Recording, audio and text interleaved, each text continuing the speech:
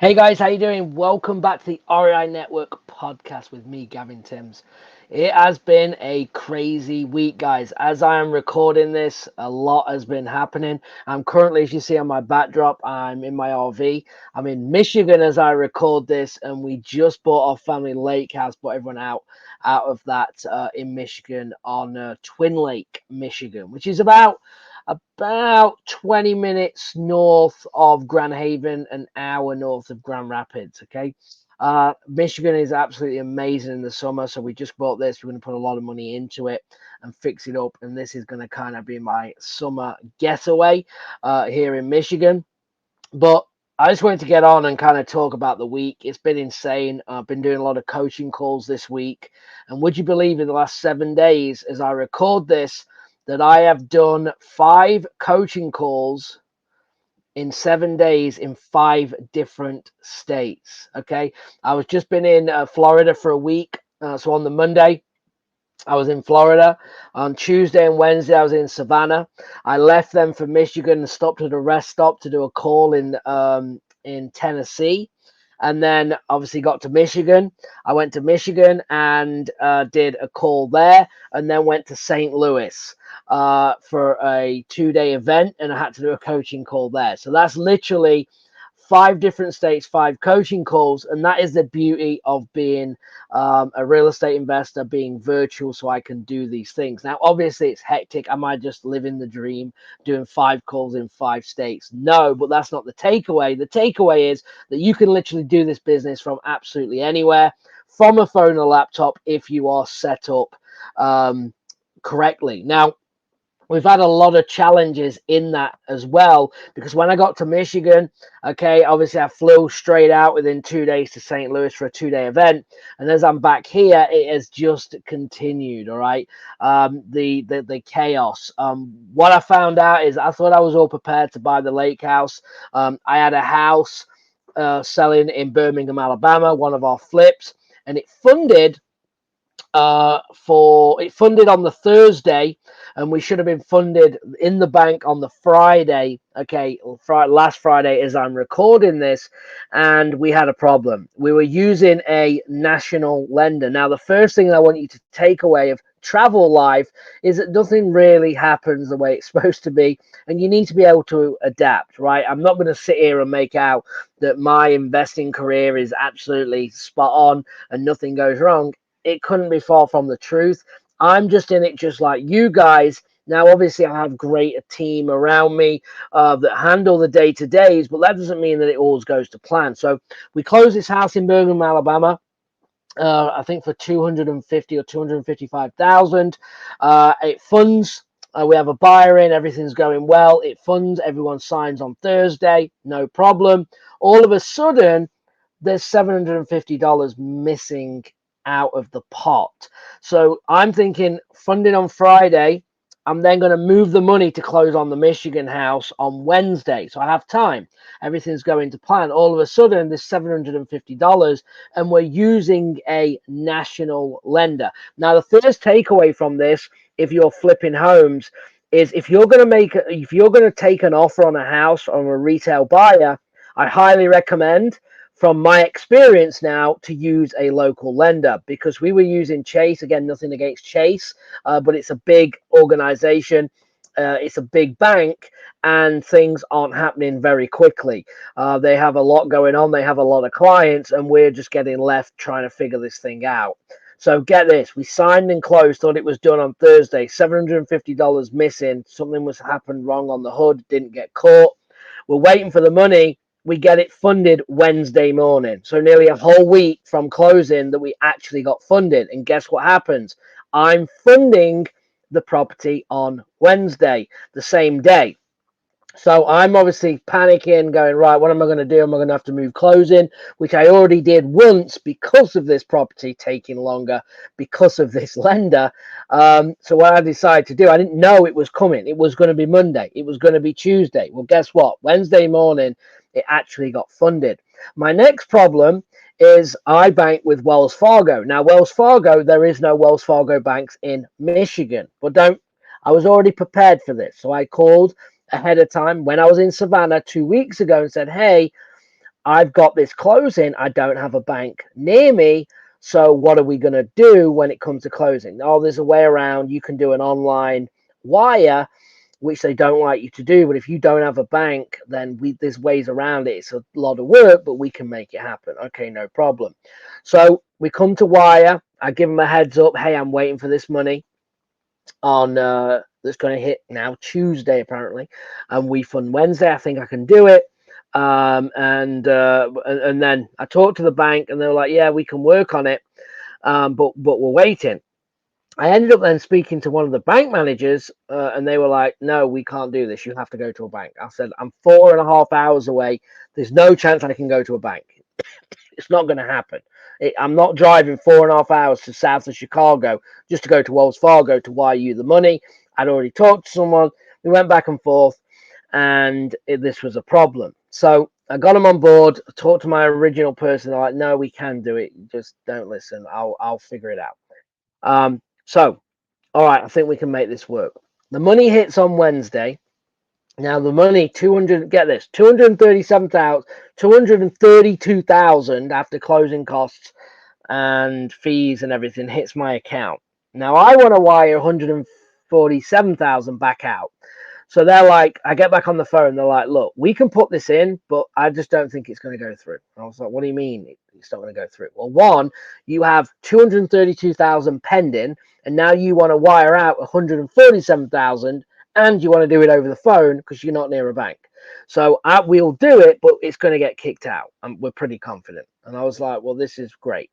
So again, workaround. So I call the title company in Michigan for the lake house, and I said, "Hey, we've got a bit of a problem, and this is what's going on. Can we come in and sign everything, and then obviously hold everything off until it funds, which is going to either be tomorrow or Friday? I'm going to have to drive to the south of Chicago and get this done." And they said, "Yeah, no problem." So on Wednesday we all go and sign, get it done. We delay the closing in terms of the funding on the lake house while I try and figure this out. So then what we did was on Thursday, it's now hit my account officially from pending to now I actually have the money. It has cleared the account, and then the process starts. Okay. And we were able to get it funded over the telephone. And what that means is, and I just wanted to explain again to everybody that does this, if you are traveling, these are things that don't go so well, and this is just reality. So you can actually fund. You don't need to be in a bank. You can do a wire over the phone. They don't like to do it. And there's a 3-step process that happens. Okay. Number one is the banker, my original banker that works directly with me, called me to verify who I was. They asked me my name. They asked me my date of birth, some basic questions, and the account that the money was going to go out of. So I answered that. They said, "Hey, in a few hours, you're going to expect there's going to be somebody else calling you to verify some of the things. Make sure you answer your phone. No problem." So the next person calls. They want to know what bank it's coming from, the amount of money that's going, the last transaction in the bank, and that was pretty much it on that one. And then they said you may get a third call. Well, I didn't get a third call. What actually happened was that they called where the money was going to. So they called the title company and spoke to the closing agent there and basically said, "Hey," and as soon as you went, "You're calling on behalf of Gavin Timms," and they're like, "Oh, so you are expecting the money? This is really supposed to be happening?" "Yes, for this amount." So they covered that. So they got the questions. I didn't know that actually happened until I went to pick up the paperwork. So as far as I know, that didn't happen, right? And I'm getting now the days going on Thursday. Is it funding? Is it funding? Because I've now gone to the resort that I'm driving 4.5 hours to the bank if this doesn't fund, because apparently there's no way around it if it gets kicked out. And then I call about 4:45 Eastern, and she says it's just funded. You good? I'm like, "Oh, thank you. Okay, I don't have to go." So then I called the title company, and she said, "Yes, we have the money, and come. I'm going to process everything. Come and pick up the paperwork tomorrow." So it was only on the Friday when I got there, and she said, "I said, well, they were going to call me the third time, and they didn't." They were like, "Oh, no, they called me," and I was like, "What, really?" So that must be the process. So they do two different people call me, and then a third person calls the where the money's going to make sure it's legit. Now, obviously, I'm thankful that that happens, because obviously wire fraud, that was the whole point. And I even got short insurance on the wire just in case, and all these things. But it was kind of stressful and crazy.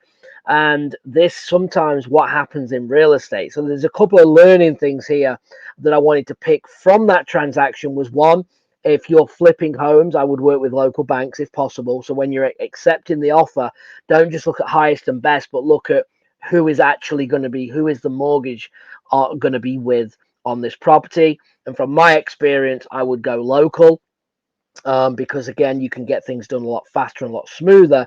So that was big for us, and we're going to be looking at that moving forward. But also traveling, when you're out of state and you don't have a bank, what are you going to do?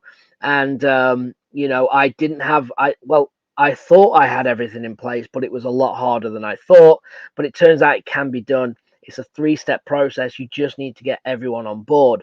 And what was unique about this is I wasn't still 100% confident, so I called all the banks around, and I spoke to a bank manager and said, in Savannah, another one, they said, we have never done this before. Okay, we have never actually done this before. I don't know what you're talking about. We can't do it, as in terms of the phone wire. So I was like, that's insane. I've been told I can do it. No, we've never heard of this. We can't do it. So it goes to show it just depends on who you're talking with. So just because it's a big bank, it's a big lender, and think about it when you're talking with your attorneys and things like that. No means no for that person, but you have to keep going. You have to keep calling until you get a yes. All right, because even in Wells Fargo, a huge bank, they're telling me in one office that's 4 miles apart from another office, talking to one bank manager or to another bank manager, and saying one say I can do it and one say I can't do it. So that goes to show, just like your attorneys, is wholesaling legal? Is creative finance legal? Is can I do this and can I do that? And they say no. That doesn't mean someone else isn't going to do it. And that just really, I wanted to get that message across, because that just proves to me that, of course, if it's happening at the highest level, when everyone with a national bank, then it's going to happen in your local market, right? So that when a mortgage lender says no, or a realtor says you can't do that, don't just say, well, that's it. And even with an attorney, you need to find the people that are creative and the people that are willing to go to the steps. Because let's be honest, if I'm a banker, this is a lot of hassle. I have to be included on a 4-way email with all these people, and I got to make sure this and this, and I don't want to do any of that. So I'm going to be lazy and say no, or legit, they may not know, right? I'm not accusing them of being lazy, but that happens. So you need to get around the right people that are going to make things happen. And this is why networking, I normally have my networking on, but I don't. I have my Prime Home Buyers, my real estate company. Prime Home Buyers is one of the companies that we do our real estate through. But my RNI networking is so important. Okay, you're only as good as again your network, right? Of people to get things done, to give you a helping hand. And I'm sure if you give back, just like, and I could tell story after story. I'm a relationships person. So just with my closing person title, she said, hey, like, we had a couple of bad reviews. It was nothing. She was explaining, do you mind if you give us a review? No, you've been amazing. You've done great.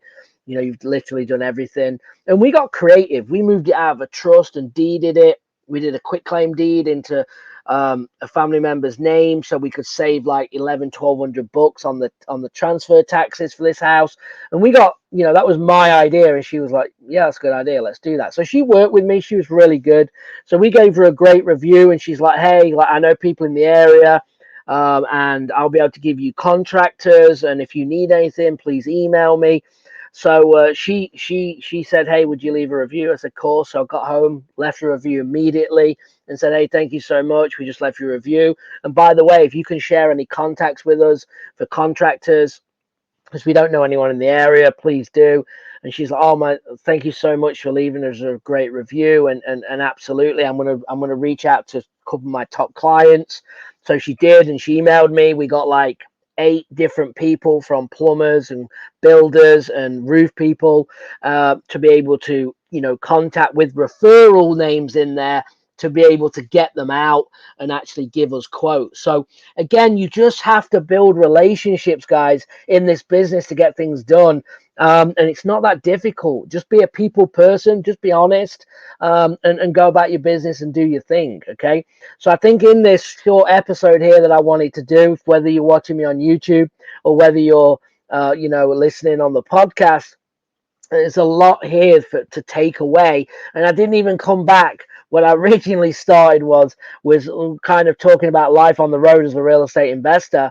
But being able to be in so many places, still making things happen, still closing deals, still buying deals, still working with coaching clients. Again, just think, I left Michigan, went to Florida. I was in Florida a week. I was in Savannah 2 days. Then I traveled 17 hours with a rest stop in Tennessee to Michigan. Then 2 days later flew to St. Louis for 2 nights, and then got back into Michigan, and here I am. Next week I'm in Florida for a week. Then I go to Phoenix as I do this. I'm going to be going to Pace and Jamil's premiere event, which is going to be awesome. I got invited to that, so appreciate them guys.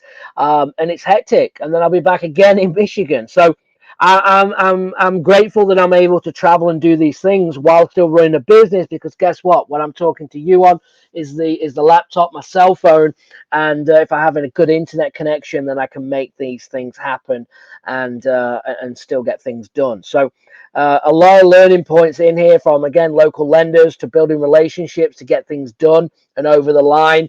And while you're traveling, you don't have your bank. There's always a way around, but it's how many phone calls are you willing to make? How many are you willing not to take no for an answer? Because I wasn't. I was determined that I was not driving 4.5 hours. That's what the easy answer was for everybody else.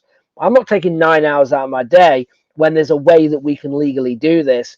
I just needed to get people moving and acting, and treat people right, and we got it done, which led into then getting a load of referrals for contractors in the area to hopefully do a good job, and to, in the lake house, we're going to probably do 70 to 100,000 into this. My wife's going to be running that. We just got the dumpster. She's going to be gutting it. She does a great job. She runs our local rehab stuff for Savannah and now obviously Michigan. So yeah, all good. And hopefully you like this. Hopefully you got some value from this.